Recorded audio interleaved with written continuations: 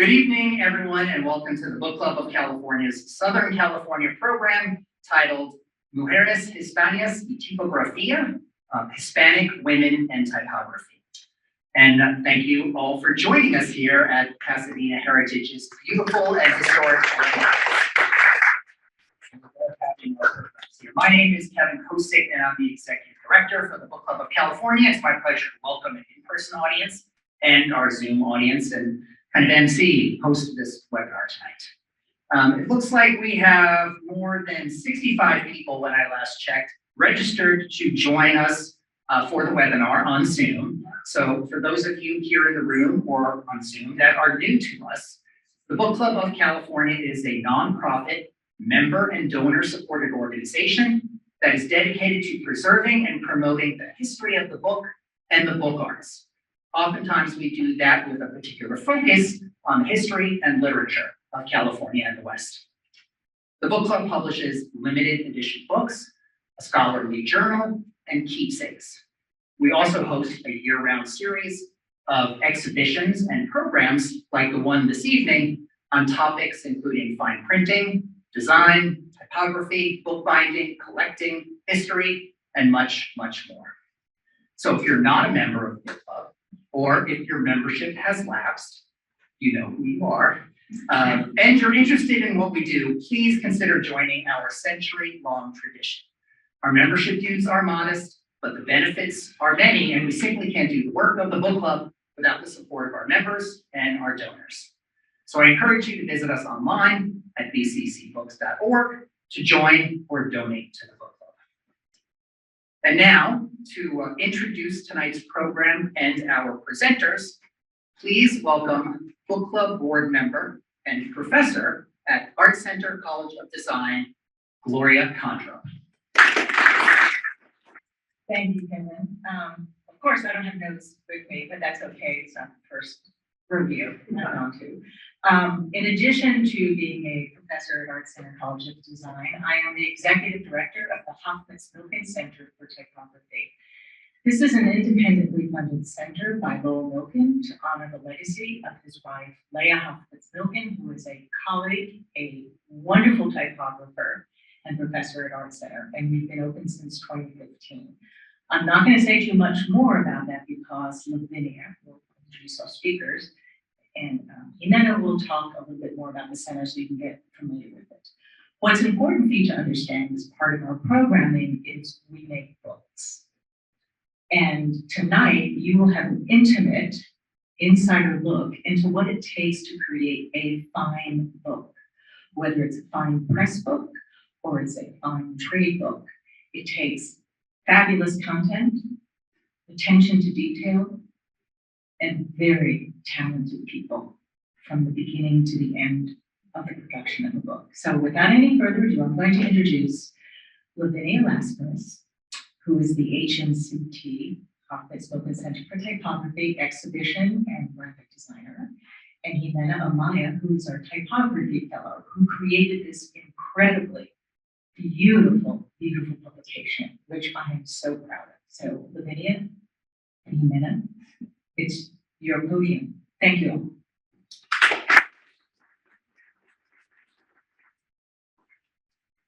Thank you all for coming to our talk today, and thank you, Book Club of California and Kevin, for organizing this. We are very grateful for this opportunity to share with you a project that is very dear to us and that took a long time to put together. My name is Lavinia Lascaris. I'm a graphic designer at the Hoffmitz Milken Center for Typography, or HMCT, and where I design publications and exhibitions. And hi everyone, I'm Jimena Amaya. I'm from Mexico City, and I'm now serving as a Typography Fellow in HMCT. We're both graduates from ArtCenter College of Design, where we met a couple of years ago and discovered our had a couple of common interests as well as a similar approach to design. And yes, we were assigned the design of this publication, and we'll share with you a little bit of the context and the background and our decisions. But before, we would like to introduce ourselves a little bit further as well. So I'm originally from Greece. I grew up in Athens. I know I don't sound very Greek. I think this accent is the result of living in different places around the world. And my background is actually in fine art, primarily sculpture and photography, but I've also had several years of professional experience in the world of dance. As I mentioned, I've been fortunate enough to live in various cities, including London, Paris, Pondicherry, and Barcelona, where I collaborated with museums and galleries, both as an artist and a designer. I then came to LA for the MFA program in graphic design at ArtCenter College of Design. And after which, in 2018, the HNCT offered me the Typography Fellowship that they offer every year, which led to my current position as exhibition and graphic designer at the center. So I now specialize in designing exhibitions and publications, always with a focus on typography. My work is centered around research and conceptual development that I try to approach from a sociological perspective, because I'm interested in the shared systems that shape the behavior and thinking of a group.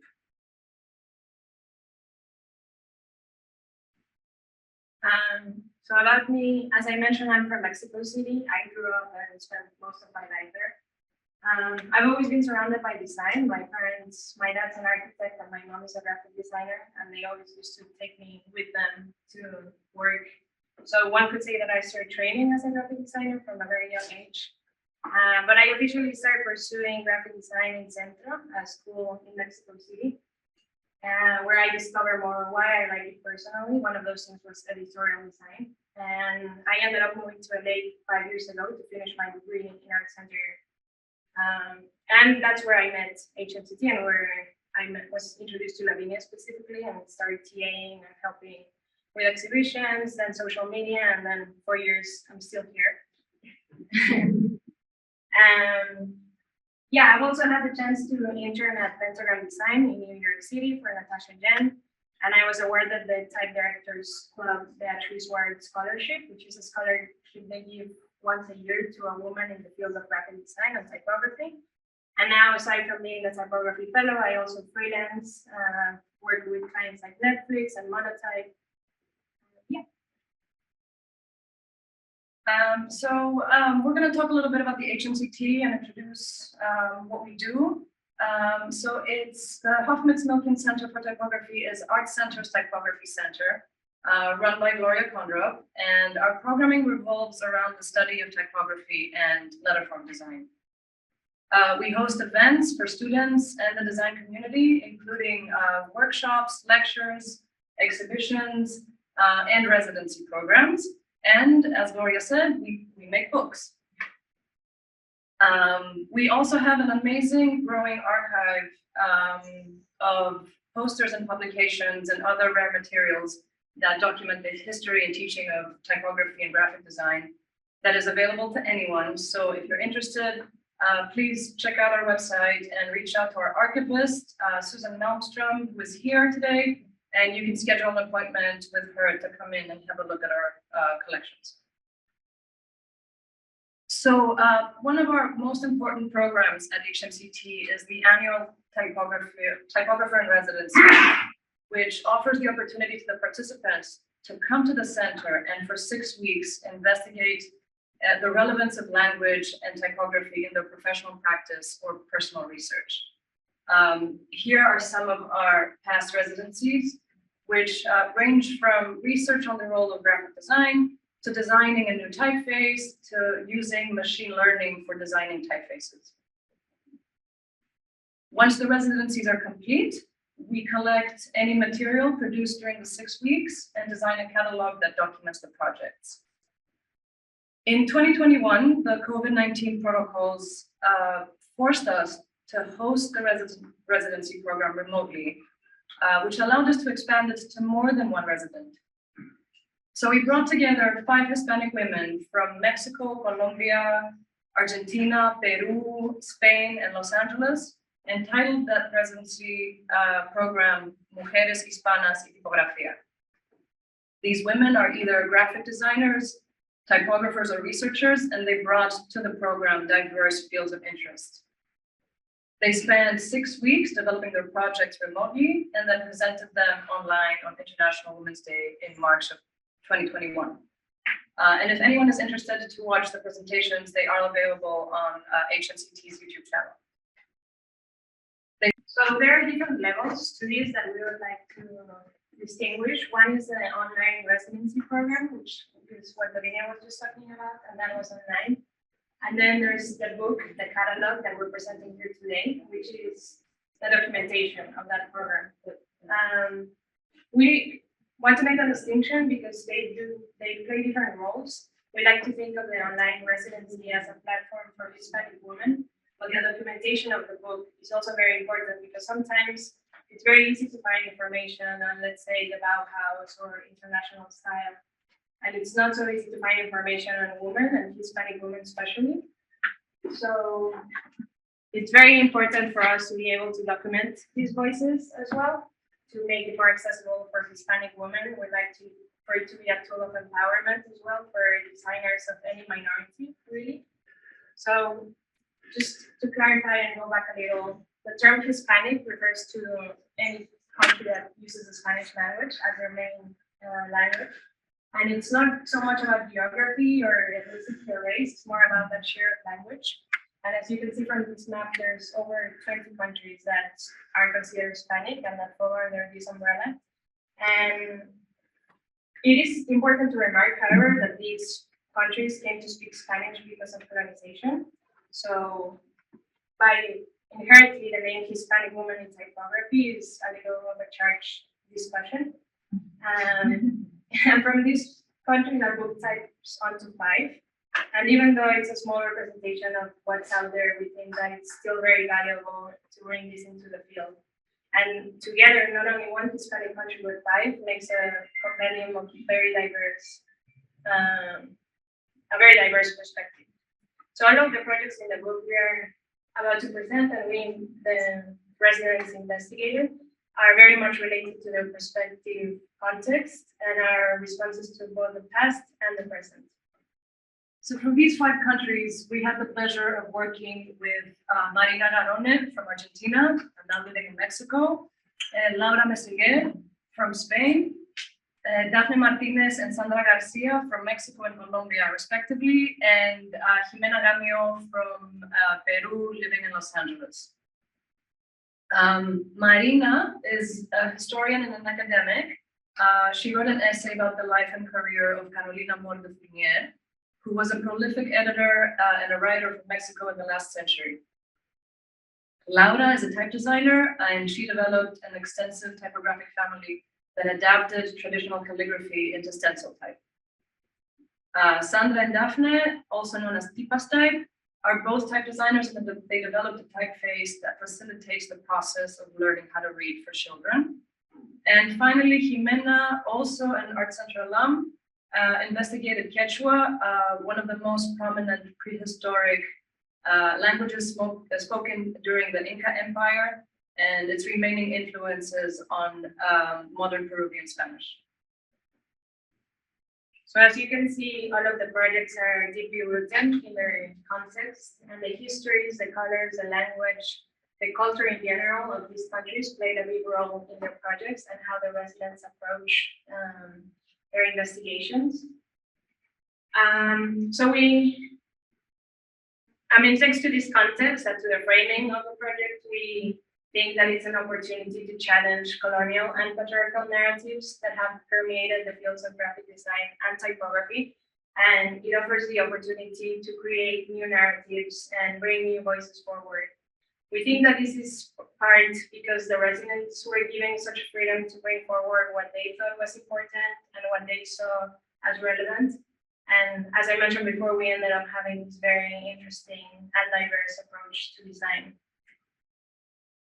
To contextualize the book a little bit further and the program, we would also like to tell you about the identity design, so the visuals that you have seen, which then later translated into print. There were a couple elements that we thought were important for us and that we wanted to have very present from the beginning. One of those was what we just mentioned about this being an opportunity to challenge colonial and patriarchal. And we also really wanted the identity to reflect the diversity and the vibrancy of these Hispanic countries. So to try to achieve that, we relied on the typography and on the colors mostly. The typography, the Ulster's tabs it's a typesetting style that's usually associated with institution or authority or academy. So we really took this open to create more space for these new voices and for more points of view. So what we were talking about before. And then the colors are to represent that diversity and that vibrancy of Hispanic countries, and to not define one, but talk about a collective as well. Here you can see how the system works on a digital space with the assets that we use for the online presentations. You can see that it accommodates different types of information, and you can see how each one has its own gradient, again, to highlight individuality. And then going on to print, we would also like to share some of the stages that we went through to get to the book design that you have here. The first stage was research. And as the residency was going, and Lavinia and I had to do some research as well to understand these topics and be able to honor them and represent them as best as possible. So we became very intimate with all of them, and we understood the historical background of each. For that, we took a deep dive into a history of calligraphy, the Inca Empire, colonialism in Peru and Mexico, and we then allowed the research to lead our choices. So once the residencies were complete, we started collecting assets from the 5 designers, which came in many forms: texts, sketches, presentation decks, diagrams, reference images, font files, type specimen, so not as neat as it looks here. We started sorting through everything and trying to define what we can use and how. Meanwhile, we had started experimenting with some initial layout sketches. We already had our colorful identity, and with that as our starting point, we experimented with various layouts. And initially, we were designing for a traditional book format.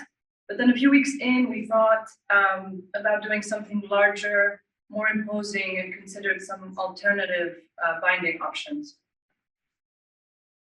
So after a lot of tests and a lot of printouts, we decided to proceed with a larger format for several reasons that we will get into.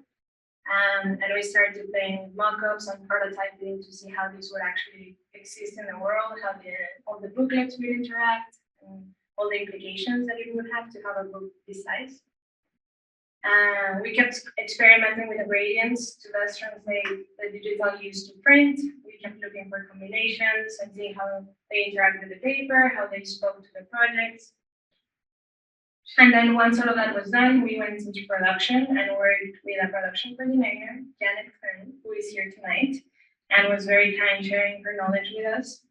And ended up splitting the job between 2 local printers. The cover was printed offset because of the size in Marina Graphic Center, and then the inside booklets were printed digitally at ArtCenter. So this is the final design. It is a large-scale, full-color document with a jacket that envelops 4 individually bound booklets, 1 booklet per residency project. We decided on this unconventional format because we wanted to highlight the work of each participant as an individual investigation. This underscores the individuality of each project and the distinctive voices that have come together to form this publication.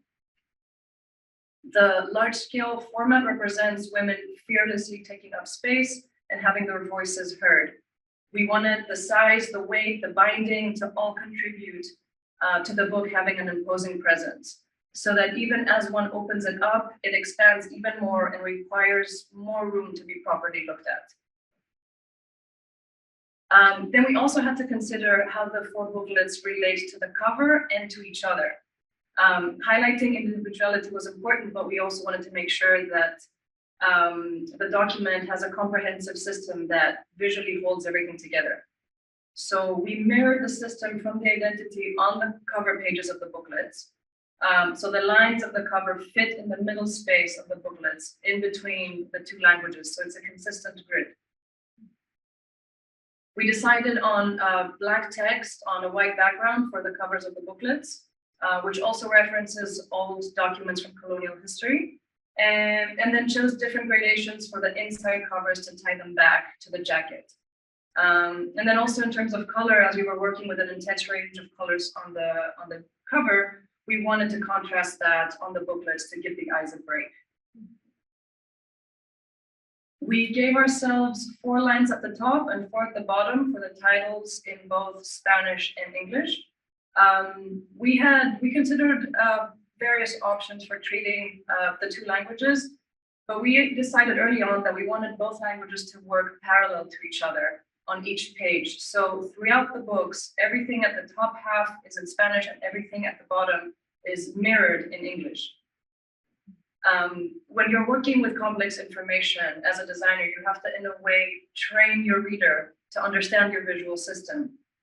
So we established this top-bottom logic from the cover and then carried it through the booklet. So every text appears twice on every page, once in each language.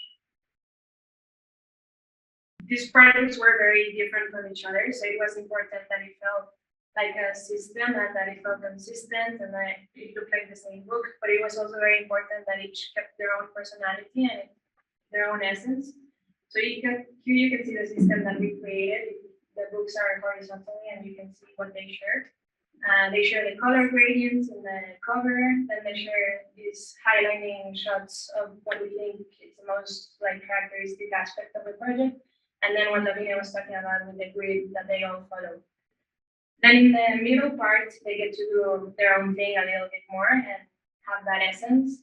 And then for the outro, they also share the thumbnails of the presentation, which was very important for us to bring it back to the online residency, a bio of each resident, and again, characteristic shots and the gradient to ease it out.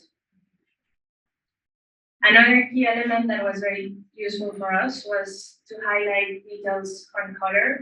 So each booklet has its own color, and then the rest of the content is monochromatic to give that idea of consistency. And then the colors help us highlight details that are important for the reader. So it kind of became a tool to translate the system and to make it clear for the reader as well.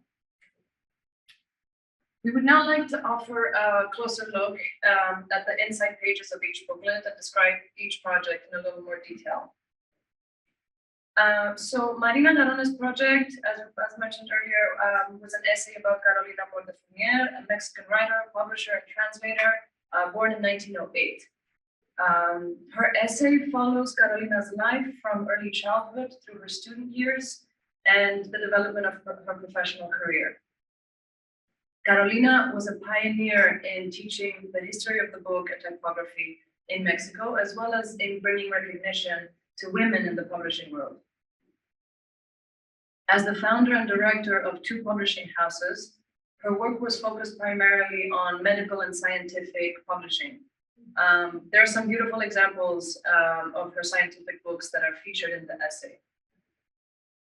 Carolina was also a teacher at the School of Book Arts, and in 1972 wrote a short work titled Women in Mexican Typography. Marina's interest in Carolina Portefeuille was to compile a comprehensive, in-depth documentation of her contribution to the world of publishing. And through this process, she examined the role that women have played in the history of the book and publishing in Mexico. So for us, this was the most text-heavy of the 4 booklets, with many, many footnotes and captions that all needed to be translated and formatted correctly. And next, Laura is a type designer from Spain, and her project was the design of a typeface called ella, meaning she or her in Spanish. The design of the typeface was based on the traditional calligraphy styles Roman, uncial, and rustic, but she adapted the forms to create a stencil style type family that performs as a contemporary digital typeface. Laura is a student of calligraphy herself and has a deep interest in stencil type as well, so the study was a fusion of both. She also talks about other references that have influenced her designs, such as the work of some artists who employ bold geometric abstract forms in their work, as well as some lettering work from book cover designers. So she started with a design of upper and lower case sets for Roman style, and then continued with the uncial and rustic sets. What's interesting about her project is that she treated it as an experiment of forms. And so she played with unconventional pairings between the different calligraphy styles and upper and lower case sets. So the typeface allows for mixing and matching of styles. She also designed a fourth style that deviates a little from calligraphy and adopts shapes from that were inspired by brutalist architecture. So in her booklet, we show her process in developing the typeface with initial drawing sketches, references to calligraphy, and highlighted details in the final design of the letters. And then the next project is called Archetype, a typeface for early readers, and this was what was done by Sandra and Dafne, also known as Type. And they designed a typeface for early readers, as the title suggests, that thanks to its unique characteristics, can help and can facilitate the process of learning to read. They began this project launching a field study about the typeface used in educational books in Mexico, which are done by the Ministry of Education. And these books are meant for children between the age of 4 and 6, and they noticed that they mostly use geometric fonts like Futura. So they also studied different typefaces that claimed to be suitable for kids and tested them with kids in Mexico, in Mexican schools that were in that process of learning to read. They had the hypothesis that the characteristics of a letter form can influence that process, both in terms of how easy it is for students to remember the letters and how much slower or faster the process can be. So they tested this in the schools, and they came to the conclusion that it does have an impact. They identified that there are certain morphological characteristics that can make it easier, and they designed a typeface based on that. So here you can see the typeface, and you can see some of those characteristics like the terminals and the high contrast, the different stems. For this typeface, they created different weights, and they also created a didactic version, which is like a game where students can type things in a program like Word in the computer, for example, and then different groups with illustrations of the word would come if they spelled it right. Then the next project is by Jimena Gamio, who was born in Peru. She studied Quechua, a pre-Colombian language spoken in the Andean region of South America, and currently Peru's second most spoken language after Spanish. Quechua has approximately 50 different dialects among roughly 10 million speakers, and is widely known for being the primary form of communication of the Inca Empire. For centuries, this was an exclusive spoken language. The only example of recorded information is the quipus, which you can see in the picture. Then colonization imposed the Latin script onto Quechua, with the first text in Quechua appearing in 1560. And as recently as in the 70s, they have changed it a little bit more to be more adequate to the Quechua. And Jimena's research follows this history and the structure of the language. Her ultimate interest, though, was discovering the remaining influence of Quechua that have leaked onto current-day spoken Spanish in Peru. She identified words commonly used in Peruvian Spanish that derived from Quechua and began typesetting them in a typeface that she was designing based on the characteristics of the architecture in Lima. So those were the 4 projects that are in the book. We would like to highlight here that aside from the 5 residents, all the other people involved in creating this book are also women, which was not necessarily intentional from the beginning, but we are proud that it ended up being that way, and we find it appropriate considering the title of the publication. Another very important stage has been the distribution and promotion. So after we've done all the work, it's important to let people know. And we have discovered that this stage is also very time consuming. And it's been from doing social media, to send copies to people that can write about it. For example, Stephen Heller wrote an article that was very kind, and to document it nicely to be able to show it in presentations like this one. And this was a project that was mostly done during the pandemic, so it felt a little like it was done in a bubble sometimes. So it's been very exciting for us to be able to actually share it. We had the chance to present it in a conference in Mexico, in La Drástica, and we met Sandra for the first time and got to give her copy in person. We ended up having a limited edition of 250 copies. And the closing thought we want to leave you with is that for us, this is more than a book project. It's a project that goes beyond the limits of a book, and it's about giving underrepresented designers a space and about inviting people to diversify their own projects and create more of these spaces. Not just about diversity of gender, but just diversity in the way of thinking. And more importantly, a book is not complete until we get to share it, until you get to read it. So thank you very much for coming, and thank you very much for listening. Thank you. So are there any questions from anyone in the audience? Yes. So the project where you have the letters that were easier for the children to read, has the Mexican government considered, the Ministry of Education considered using them in any textbooks? Well, we got to touch with the Can you residents. repeat the question just in case? She asked the project where the typeface was designed for children to learn how to read at a better pace. Has the Mexican government adapted any of the work? Yeah, we got to meet Sandra, as I mentioned, and I asked her the same question if it was something they were interested in, and she said it's very hard to get to that level. So right now it's a speculative project, and they're going to test out, the results and get data, and then it could be. Yeah, nothing was fast enough. Especially in Mexico. I think we had a question in the back. Yeah, can I do it in Spanish? Yes. Sí, sí. Tengo tres preguntas. La primera es, ¿por qué eligieron mujeres hispanas en lugar de mujeres latinas? Good question. Okay. Well, in English, Okay, yes. translate in English first. So she's asking why we decided to title the program Mujeres Hispanas, or Hispanic women, instead of Latinas. The reason is because one of our residents is from Spain, and the term Latinas only refers to Central and South America. So Hispanas refers to all Spanish-speaking countries. And the second one, the color of the cover. I will try to speak English. Obviously, you understand. Okay. I am a Spanish teacher, and I used to ask my students, if you think in Spanish, what is the color that you think? And they always think in this color.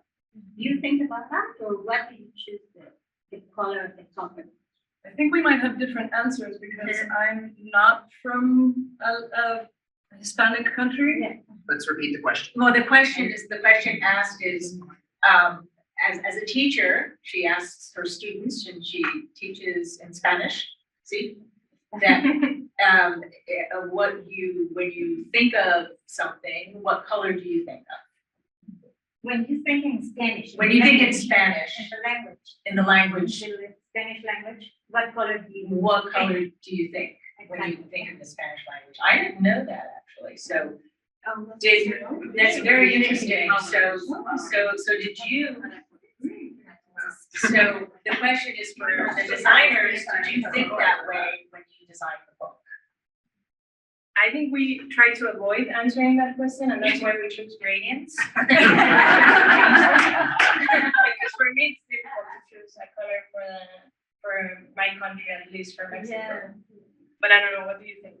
For me, I'm not a native Spanish speaker. I learned Spanish in my 20s because I lived in Spain. So I kind of learned Castellano, and I think my references might be a little different. When you asked that question, the first color that came to mind was green, but I have no way to explain why. It's called synesthesia when you think in color. My Yes. Spanish is this big, but I'm thinking mangoes. Mango, Spanish, you're thinking mango. Okay, I think it says something, maybe it is all related, socio-cultural, why, how we think in color. I grew up in New York City, so I always think black. Here in the front, another question. How long did it take you to do the book? I mean, you brought all these people to the center, right? And how long were they there? The residency was 6 weeks. 6 weeks only, okay. So, did you complete this book in that 6 weeks, or was that just the beginning? How long, tell us. The journey of the book. So the journey of the book started as soon as the residencies were complete. Okay. They're Which doing was- their research. Yes, which was in March of 2021, and we completed the book last fall, so a year and a half. It's, I think what people don't understand is when I talk about attention to detail, first of all, doing a bilingual book, it's a lot of responsibility because you want to make sure the language is appropriate and that what you're translating is done correctly. So there was a lot of back and forth. We had several translators working on the project. I think that was one of the most difficult parts of the book. Did you always know you wanted to do a book, or did the residency just become so vibrant you wanted to do a book? No, we always do a book to document every residency, so we knew from the beginning that that was the end product. We knew we were gonna do a book. We always document our residencies with a book. Right. Is this more elaborate than that? Yes. Exactly. Yes, Whose idea was it to do it bilingual? Yours.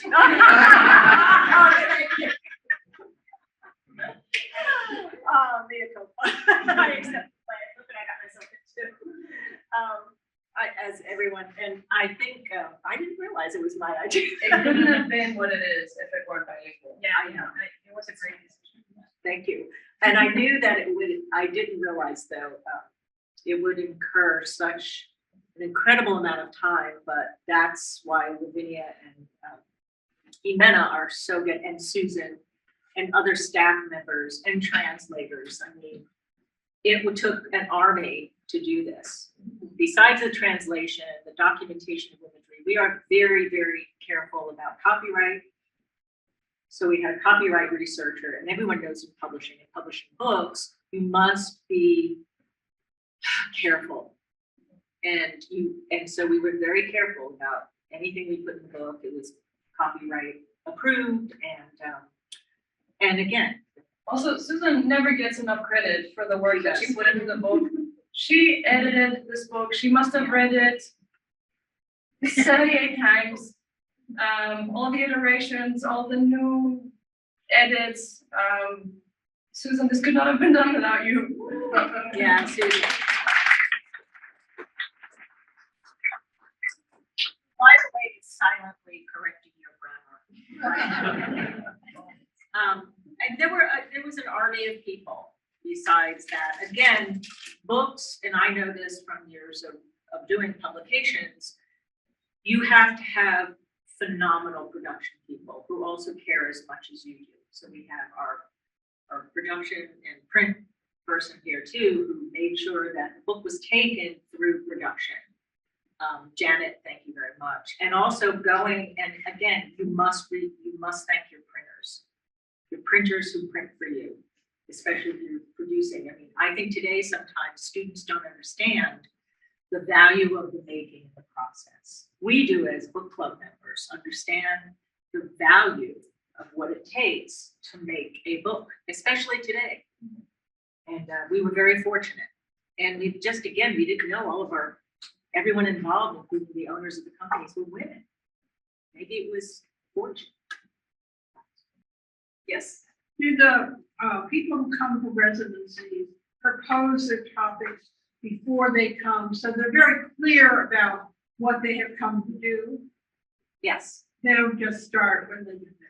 Well, in this case, I think we invited these group of women to participate. Most of the time in the residencies, we have a call for application, or we request someone we're interested in their research and what they're doing. But yes, they come and we know what they are going to research, and hopefully they stick with that. Although sometimes we've had a little bit of, starting one way and then diversion to another way, right? So. Any last questions here? There are no more on Zoom, so are there any more here in the audience? And I want to say that you're all welcome, and this is people on Zoom too, that if you're ever in Pasadena or at ArtCenter, you can come visit the Hoffmitz Milken Center for Typography. We have other publications. You can visit the archive. The archive is amazing. And oh, by the way, we have the largest letterpress facility west of the Mississippi. We forgot to mention that too. Yes, I am a letterpress printer as well. And so if you're interested, it is an amazing, amazing center to visit. It's a unique one of a kind in this country, I would say. And we hope to be producing more books and more publications, and again, showing the value of the making and the publishing and reading, especially to our students. And they do value the art of the book. Great, so well, please join me in thanking our presenters this evening. And just thank you all for joining us here in person or on Zoom. Thank you again, Lavinia and Jimena, for being here. If you're in San Francisco, this book is in the book club's Sparrowson Library collection now. So you can stop by the book club, make an appointment with our librarian, Elizabeth Newsom, to see the book in San Francisco. Thank you everyone for joining us. We'll see you soon at the book club event. Take care.